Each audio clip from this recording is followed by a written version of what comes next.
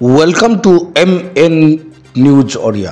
प्रत्येक वर्ष भली ए वर्ष मध्य बारिपदा जगधात्री मेला धूमधाम रे पालित होउची। तबे ई जगधात्री मेला रे एक विशाल पैंडेल होइची जोथरे कि विभिन्न प्रकार कार्यक्रम अनुष्ठित होउची।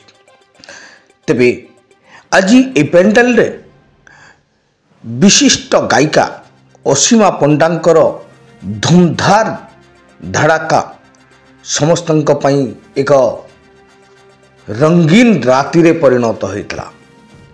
पड़ियाटी संपूर्ण खचाखच भर्ती होइतला। जो आड़े देखिबे केवल मुंड। प्रबल जनगहली भितरे असीमा पंडांकर गायन शैली चली थाई नॉन स्टॉप भावरे।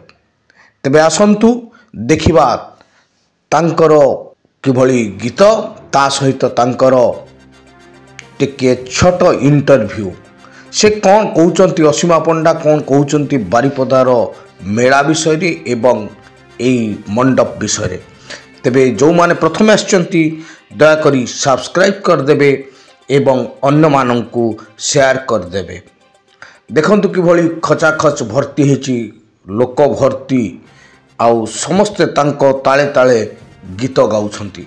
अर्थात असीमा पंडा गाइबा सहित समस्ते गाउछंती। आसंतु समस्ते सब्सक्राइब करंतु। नमस्कार। जो बारिपदार जो प्रोग्राम है ना एवं जो हमर ढांचा तैयारी होइची आ दर्शक ए तीनटा। नमस्कार, मु असीमा पंडा आज बारिपदा माटी रे जगधात्री मेलार ये सुंदर मंच रे आसी। बारिपदावासी बहुत मात्रा रे आज भल पाइबा मिलला। बहुत संख्यार दर्शक मैंने आसी।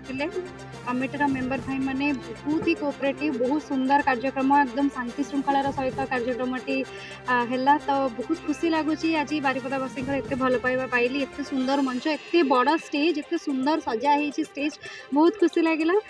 सबू बारिपदावासी तथा कमिटी मेंबर भाई समस्त मो तरफ अनेक अनेक धन्यवाद।